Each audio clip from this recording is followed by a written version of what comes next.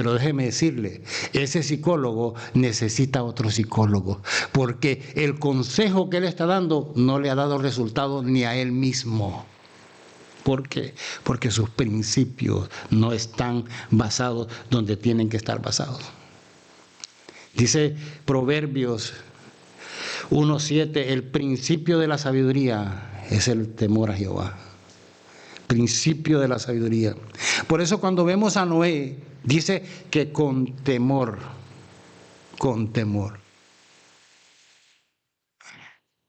preparó el arca donde su familia se salvase. Había un temor.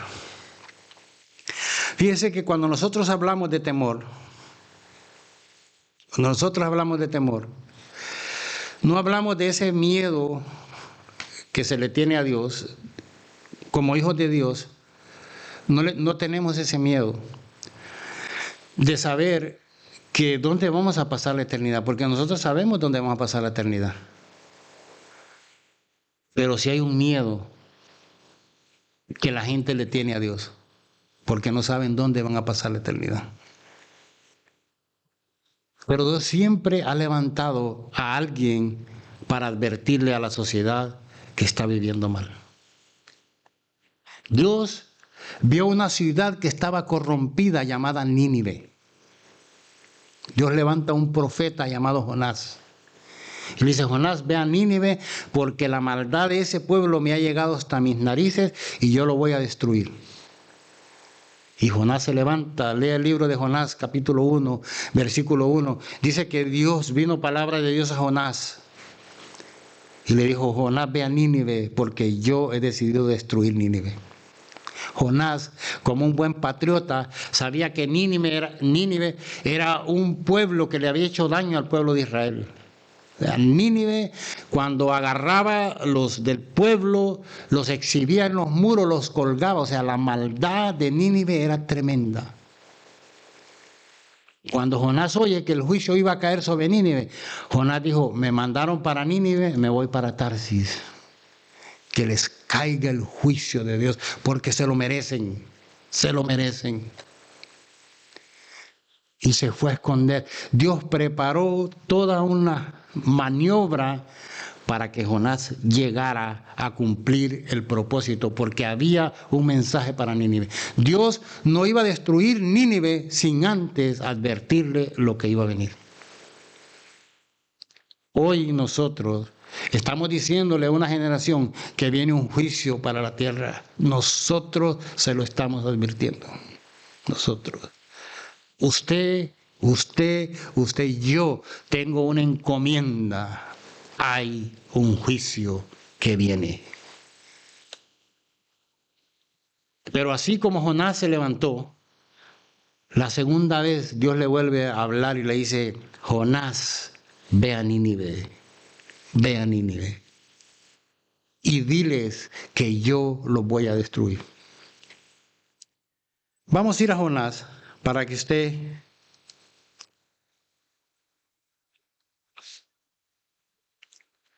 Jonás 3:1 dice, vino palabra de Jehová por segunda vez a Jonás diciendo, levántate y ve a Nínive, aquella gran ciudad, y proclama en ella el mensaje que yo te diré. Se levantó Jonás y se fue a Nínive conforme a la palabra de Jehová. Y era Nínive ciudad grande en extremo de 3 días de camino. Y comenzó Jonás a entrar por la ciudad, camino de un día, y predicaba diciendo, de aquí a 40 días Nínive será destruida. Era el mensaje sencillo, pero era letal.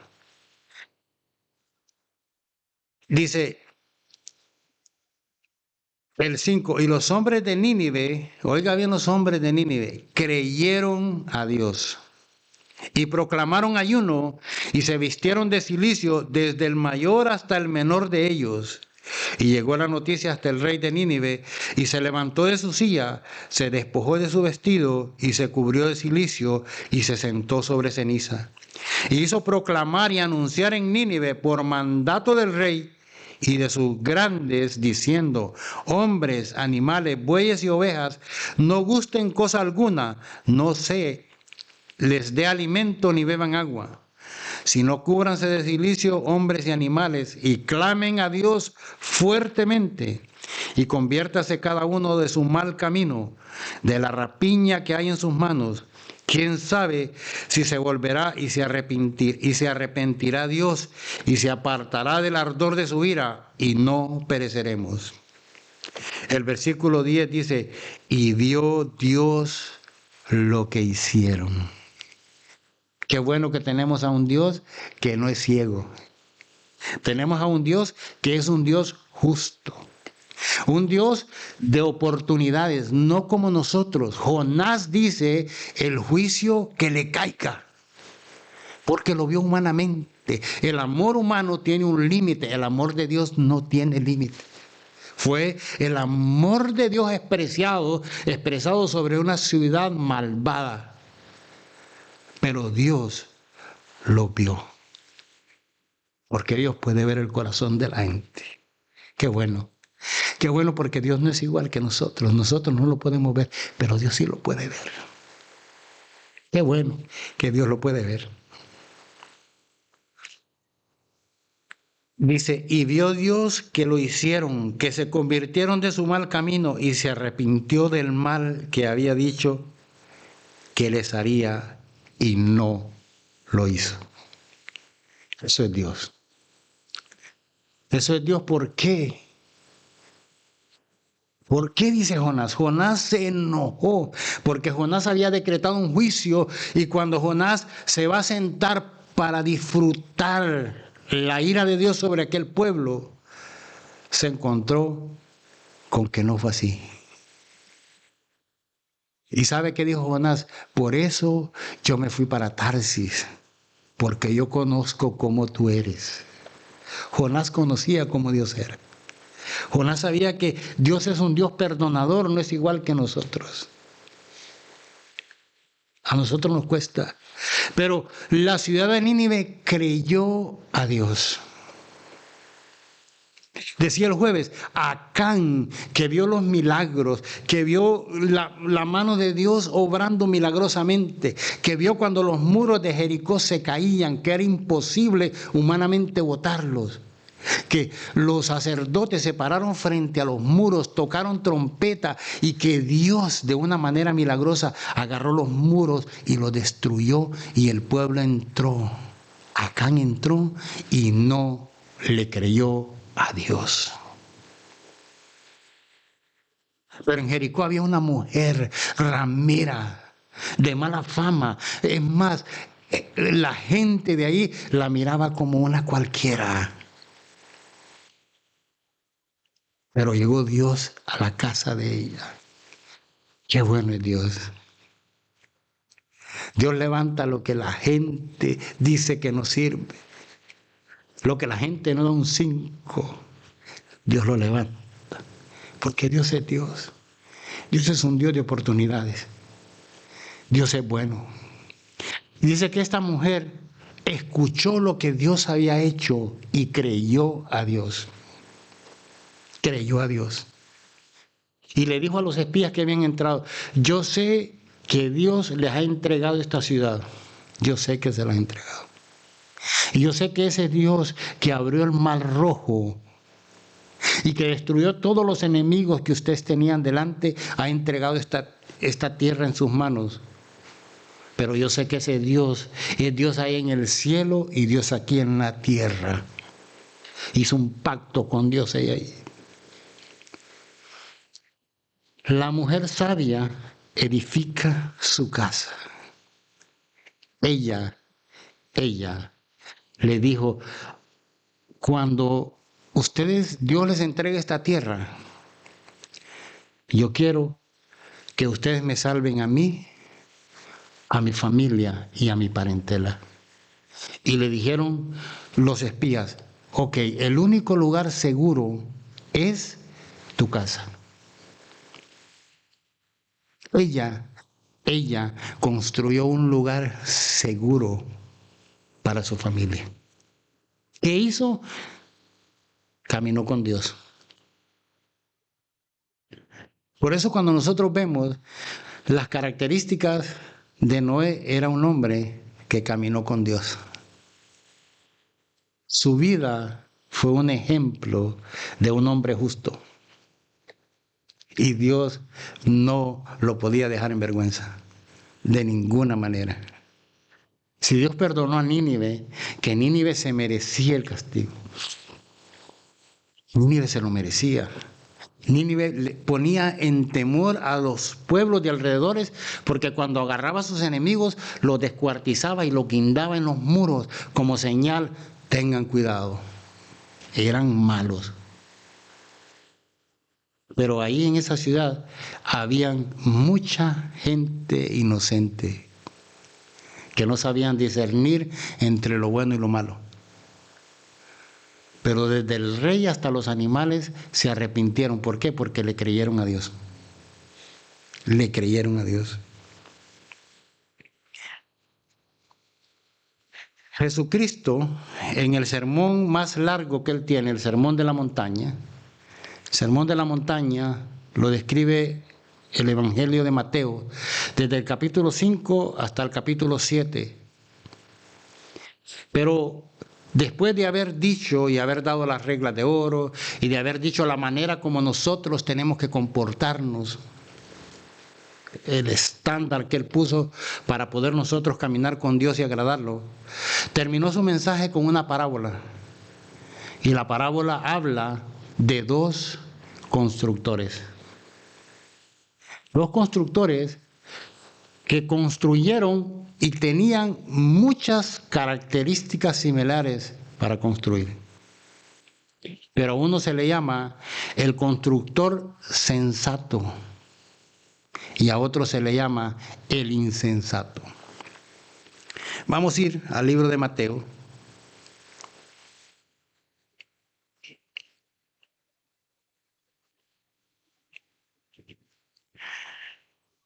Mateo capítulo 7.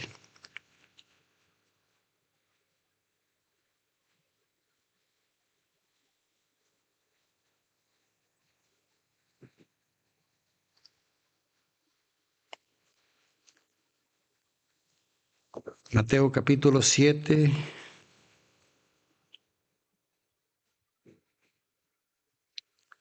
$27.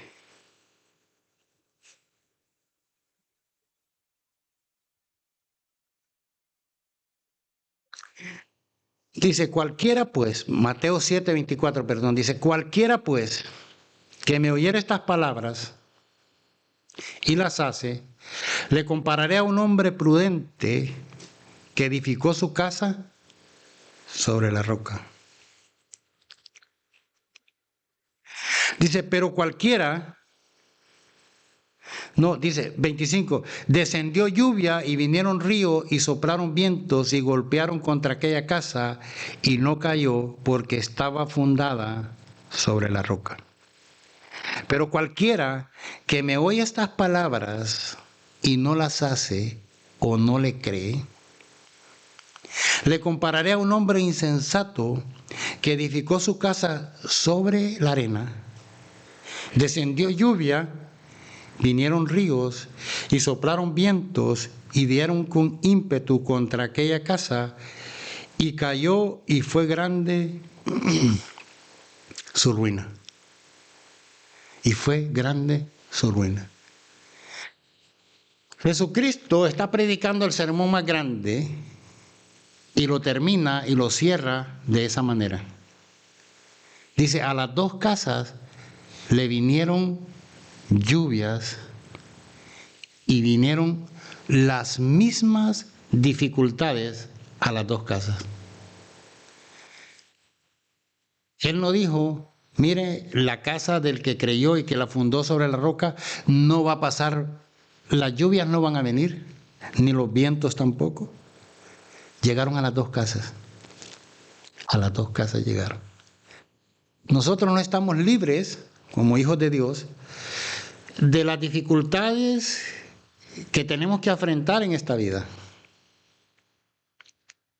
Pero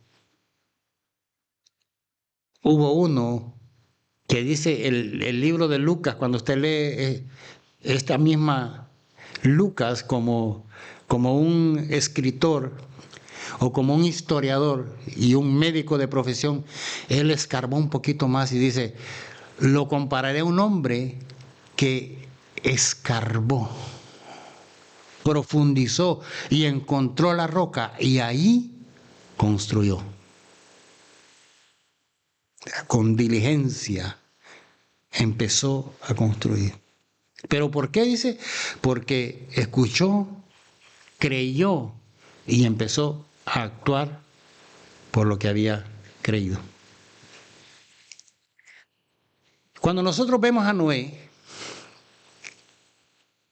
Noé tenía muchos retos encima, porque está en medio de una generación malvada. Dios le está pidiendo algo que nunca se había visto.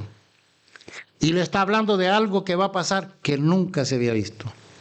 Nunca había llovido. Pero Dios le dice, construye un arca, porque el juicio para esta generación viene. Viene porque viene. Pero dice que con temor, dice la Biblia, construyó el arca. En hebreo la palabra temor se dice yirat y significa, tiene varios significados. Pero uno de los significados de ese temor se refiere a reverencia, a fidelidad. O sea, Noé construyó el arca con fidelidad, con reverencia, con reverencia. Y Noé, dice Pedro, dice Primera de Pedro,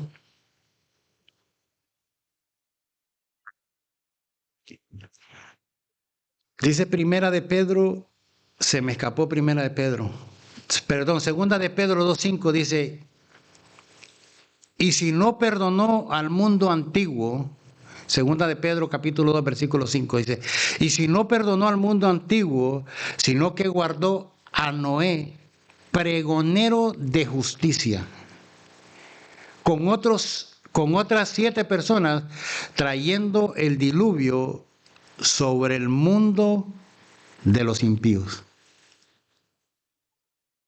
Pedro está diciendo, Noé fue un pregonero. Cuando usted estudia la palabra pregonero es un atalaya. Es alguien que está advirtiendo, es alguien que fue llamado para advertir.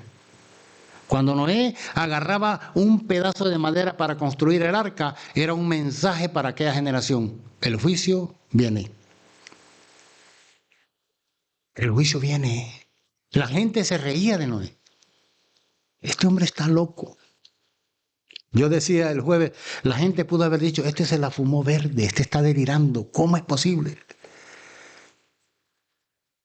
Nosotros representamos a un reino que no es de esta tierra y la gente va a decir que somos locos, que somos fanáticos, que a nosotros nos falta algo.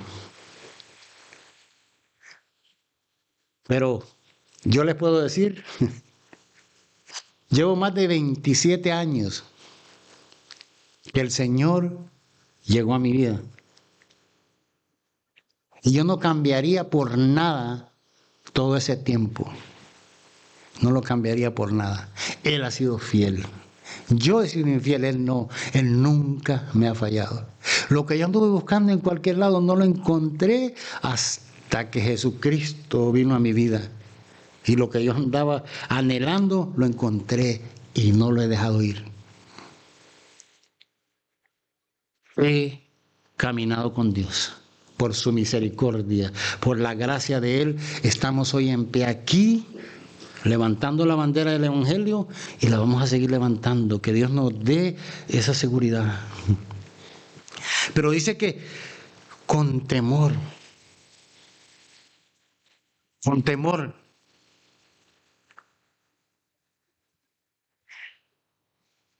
Para un creyente, Para un no creyente, el temor de Dios es temer al juicio de Dios y a la muerte eterna, la cual es la separación eterna de Dios. Lucas 12:15 habla de eso. No le teman a nadie, sino teman al que puede mandar su alma al infierno. Eso dice Lucas, parafraseado. Hebreos 10:31 dice, horrenda cosa es caer en manos de un Dios vivo. Horrenda cosa. Para un creyente, el temor de Dios es algo muy diferente. El temor del creyente es reverenciar a Dios. Y usted como base lo encuentra, Hebreos 12:28 y 29. Es una buena descripción. Así que recibiendo nosotros, dice Hebreo, un reino inconmovible, tengamos gratitud y mediante ella sirvamos a Dios agradándole con temor y reverencia, porque nuestro Dios es fuego consumidor. Esta referencia se refiere a la admiración y es exactamente lo que significa el temor, reverencia que nosotros tenemos a Dios. ¿Por qué? Porque conocemos cómo es Él, es un Dios santo. Proverbios 14:27 dice, el temor de Jehová es manantial de vida para apartarse de los lazos de la muerte. O sea, el temor de Jehová es manantial de vida. ¿Para qué? Para apartarnos de los lazos de la muerte. Y lo que les decía, Proverbio 1:7 dice, el principio de la sabiduría es el temor a Jehová. Deuteronomio 10:12, 20 y 21 dice, ahora pues Israel, ¿qué pide Jehová tu Dios de ti? Sino que temas a Jehová tu Dios y que andes en todos sus caminos y que lo ames y sirvas a Jehová tu Dios con todo tu corazón y con toda tu alma. A Jehová tu Dios temerás y a Él solo servirás. A Él seguirás y por su nombre jurarás. Él es el objeto de nuestra alabanza. Cuando Noé, fíjese que el libro de Mateo capítulo 24, Jesús está hablando de las señales de la venida del Hijo del Hombre, está hablando de los tiempos del fin. Y ahí aparece Noé. Aparece Noé. Dice, como en los días de Noé, será la venida del Hijo del Hombre. Dice, porque en esos días la gente estaba comiendo, bebiendo, casándose y dándose en casamiento, hasta que vino el diluvio y los destruyó a todos. El único lugar seguro era el arca que Noé estaba construyendo. Pero si nosotros vemos qué era lo que había en aquella generación de Noé, qué había en la generación de Sodoma, qué había en Nínive, que llevó a Dios a actuar de esa manera, la maldad del hombre. Usted se pregunta qué estamos viviendo hoy en día nosotros. ¿Qué estamos viviendo nosotros hoy en día?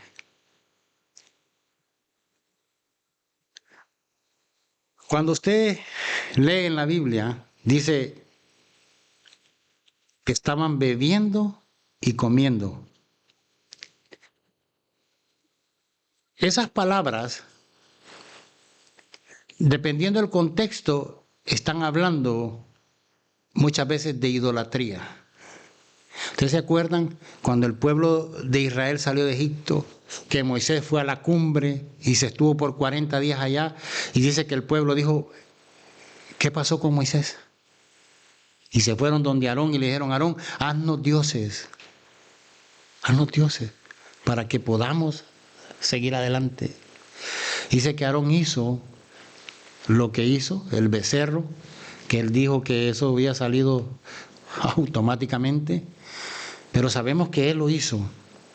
Dice que el pueblo, después de que se terminó el becerro, dice que comieron y bebieron y se regocijaron. ¿Por qué? Porque vieron el becerro que se había formado. Entonces ahí vemos de qué está hablando, de qué generación está hablando. De una generación que no tomó en cuenta a Dios para nada. Si nosotros vamos a la historia, si usted va a la historia de este país, a sus principios, usted se va a dar cuenta que este país, sus principios eran principios cristianos. Principios cristianos. En la escuela, antes de empezar las actividades, se hacía una oración para que Dios tomara control de todo lo que se estaba haciendo ahí. El presidente de los Estados Unidos ponía la mano sobre la Biblia y decía, y hacía un juramento. La moneda decía, "In God we trust", en Dios confiamos. Ahora mi pregunta es, ¿qué pasó con esa sociedad? ¿Cómo empezó gradualmente esa generación a sacar a Dios de la ecuación?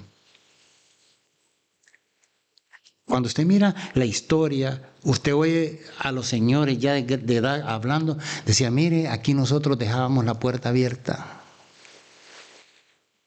Aquí la gente pasaba y aquí no, era una maravilla, decían ellos. Hoy, mire, usted deja la puerta cerrada del carro y ni cuenta se dio usted cuando ya le quitaron todo. Expertos. ¿Por qué? Porque los principios, los valores fueron sacados. Por eso nosotros nos damos cuenta de que la sociedad hoy en día, los matrimonios, la gente no le da valor al matrimonio hoy en día. Como en los días de Noé se casaban y se dan el casamiento, no le dan valor al matrimonio. Usted mira la sociedad destruida. ¿Sabe qué dicen las encuestas hoy en día? Un matrimonio en Estados Unidos, ¿cuánto es el máximo que le dan de duración a un matrimonio? 8 años, 2 meses. O sea, esos rompieron récord. 8 años, 2 meses. Ya el juramento que se hizo, te voy a ser fiel para toda la vida, se arropó y se tiró a la basura.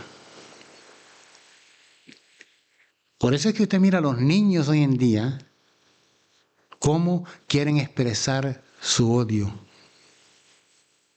Cuando usted analiza esos jóvenes que agarraron un arma y se fueron a hacer un estrago en una escuela, analice qué pasó. Analícelo, estúdielo. De un hogar destruido. ¿Por qué? Porque la seguridad del padre no estaba. O muchas veces la seguridad de la madre no estaba. No estaba. Por eso Satanás se ha encargado de destruir los matrimonios. Porque los matrimonios son el fundamento de las sociedades. Pero hoy no importa. Hoy por nada, la gente se separa. Por nada, por lo más mínimo. Porque se han perdido los valores. Y eso es lo que Satanás ha querido y lo sigue haciendo, lo sigue destruyendo. ¿Cómo nosotros vamos a construir un hogar seguro? ¿Con nuestras ideas? ¿Con nuestros pensamientos? No vamos a poder.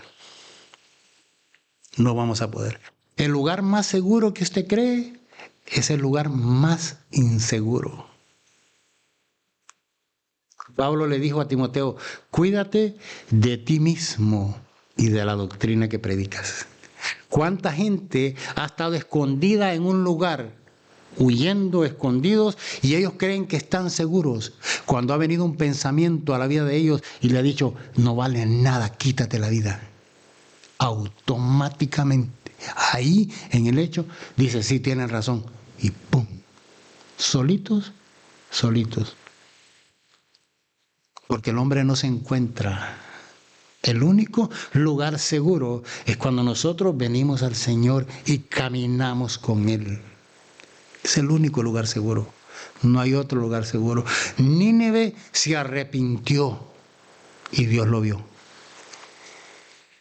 Y Dios dijo, ahí voy yo. Creyó y se arrepintió. La demanda para nosotros es grande. Es grande, ¿por qué? Porque no ha faltado palabra que nos advierta los tiempos que estamos viviendo. Sodoma y Gomorra no llevó la misma suerte que llevó Nínive. El juicio cayó sobre ellos. Cayó, porque no se arrepintieron.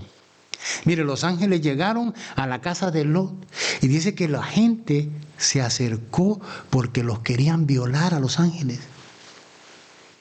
Oiga la maldad. Y no solo eso, los ángeles lo hieren con ceguera y ellos ciegos detrás de querer ir a hacer sus deseos carnales. Dios dijo, me apesta esto. Y automáticamente juicio cayó del cielo. Por eso cuando hablamos de Dios, hermanos, es menester que conozcamos cómo es Dios. Porque nos gusta que nos diga, porque de tal manera amó Dios al mundo, ¿verdad? Que entregó a su Hijo. Pero hay una condición. Es todo aquel que en Él cree. Si usted no cree, el juicio de Dios va a venir. El único lugar seguro que nosotros tenemos, el único lugar seguro, se llama Jesús. No hay otro lugar seguro. Dice que a los 600 años de Noé, de edad, el Señor le dijo, entra en el arca. Noé había preparado el lugar seguro, con temor lo había preparado. ¿Para qué? Para que su familia se salvase. Dice que entró y mire cómo es Dios. O sea, ¿qué excusa puede tener la generación de ese entonces? Dice que empezaron los animales a desfilar por parejas para entrar en aquella barca. Los animales. Por instinto, el instinto animal empezaron a entrar. Y la gente estaba viendo. O sea, el mensaje estaba claro, algo viene. Pero la gente siguió ¿qué? Bebiendo, comiendo, casándose y dándose en casamiento. No les importaba Dios para nada. No les importaba Dios. No les importaba Dios. Y dice que cuando Noé terminó de entrar con su familia, la puerta se cerró. La cerró Dios. La cerró Dios. Hoy la puerta todavía está abierta. El único lugar seguro en ese momento era el arca. El único lugar seguro en Jericó era la casa de Rahab la ramera. El único lugar seguro hoy en día se llama Jesús. No hay otro lugar seguro. No crea lo que la gente dice, crea lo que Dios dice. Rahab creyó a Dios. Nínive creyó a Dios. Noé creyó a Dios. Nosotros creámosle a Dios, porque Él no falla. Él no falla. Que Dios le bendiga. Vamos a terminar porque explicamos que hay una actividad después de esta. Tenemos que evacuar aquí a las 11:40. No quieren a nadie porque tienen una actividad. Pero vamos a orar y pidámosle al Señor que de verdad que nosotros podamos atesorar su palabra. Padre, te damos gracias, Señor, gracias por el privilegio que nos das de estar aquí, gracias por tu palabra. Gracias porque así como Noé, Señor, tú nos levantaste a nosotros para poder exponer tu palabra, y a cada uno de nosotros tenemos la responsabilidad, Señor, de poder predicar tu palabra, de poder vivirla, de que la gente se dé cuenta que verdaderamente tú vives en nuestras vidas, que tú verdaderamente andas caminando con nosotros y que nosotros andamos caminando contigo, Señor. Te damos gracias, Señor, en el nombre de tu Hijo amado Jesús. Amén y amén. Muchas gracias por su atención. Que Dios les bendiga y nos saludamos afuera.